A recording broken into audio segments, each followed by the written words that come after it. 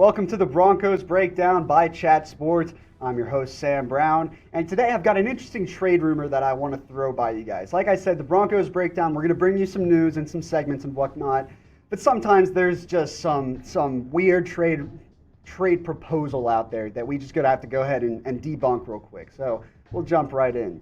How about a Matthew Stafford trade?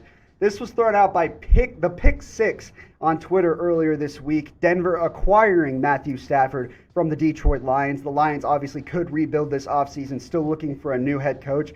And that new head coach could decide whether or not they move on from their franchise quarterback. The guy they drafted way back in 2009 with the first overall pick. A guy that's been with the franchise his entire career. And listen, guys, they're called rumors for a reason. There's no chance this trade will happen, but I wanted to throw it by you guys anyways, because obviously Matthew Stafford trade rumors are popping up.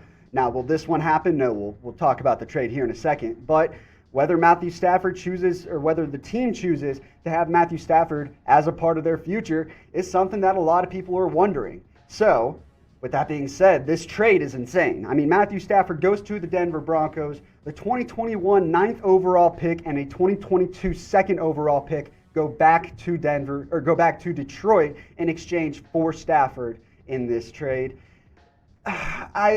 From a trade perspective, a content perspective, it's actually not a terrible idea. And I'll go ahead and ask you guys right now whether you would do this trade. I want you to let me know. A for accept, D for decline. I'm going to be throwing those a lot around whenever I give you guys a trade rumor. Would you do this trade, or who would win this trade?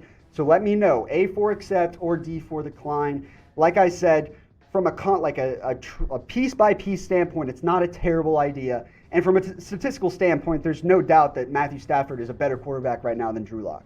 And that's not a shock to anybody. Like, Matthew Stafford is a seasoned veteran. Drew Lock was slinging passes on the 7th grade A team when Matthew Stafford was drafted coming out of Georgia. And Stafford was a surefire number one prospect back then. He's done a lot of good things for a Lions franchise that, frankly, hasn't given him much. Hasn't had a surefire number one receiver since Calvin Johnson retired back in 2015. And before then, he was putting up great numbers on teams with terrible defenses. The Lions have never put a playoff team around him. And if he went to Denver, that could be, with the right pieces, a team that's fighting for a wild card spot. Here's my issue, though.